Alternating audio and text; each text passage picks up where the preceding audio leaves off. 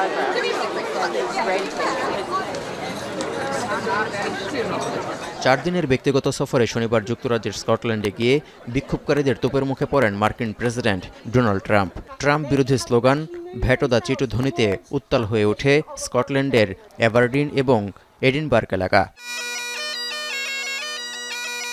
এ সময় টি-শার্ট, প্লেকার্ডেও ফুটে উঠেছে ট্রাম্প বিরোধী অবস্থান। মার্কিন প্রেসিডেন্টকে বর্ণবাদী ছাড়াও আরও অনেক বিরূপ মন্তব্য করেন বিক্ষোভকারীরা। এডিনবার্গে থাকা মার্কিন কনসুলেটের বাইরে সবচেয়ে বড় বিক্ষোভ হয়েছে। As far as I'm concerned, Trump is a bully, a racist, and a megalomaniac, and he could do an awful lot to help the world, but he just is interested in himself and money.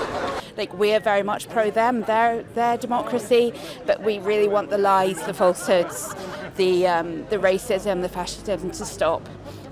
So that's why we're all demonstrating today. যুক্তরাজ্যে ট্রাম্পের রাজনীতি বা মিথ্যাচারের কোনো প্রয়োজন নেই উল্লেখ করে মার্কিন প্রেসিডেন্টকে দেশে ফিরে যেতে বলেন স্কটল্যান্ডের বিক্ষুব্ধ জনতা।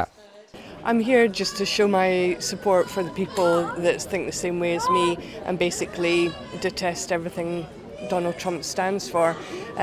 You sometimes wonder if, protest works. Gaza Israeli আগ্রাসন এবং রাশিয়া ইউক্রেন যুদ্ধ থামানো নিয়ে কার্যকর কোনো পদক্ষেপ না নেয়ায়ও ক্ষোভ ঝাড়েন হাজার হাজার বিক্ষুব্ধ মানুষ।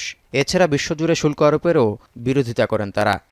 We want them to stand up for the people in Palestine. We want them to stand up for the people in Ukraine. We want them to stand up against Trump's bullying of tariffs all around the world. শনিবার স্কটল্যান্ডে পৌঁছেই টার্নবেরিতে golf খেলতে দেখা গেছে মার্কিন president Donald ট্রাম্পকে। 4 দিনের সফরে বাণিজ্য ইস্যুতে যুক্তরাজ্যের প্রধানমন্ত্রী কিয়ার স্টারমার এবং ইউরোপীয় কমিশনের সভাপতি উর্জুলা ফন ডার লায়েনের সঙ্গে বৈঠকের কথা রয়েছে মার্কিন প্রেসিডেন্টের। তৌহিদুর রহমান, এখন বিশ্ব।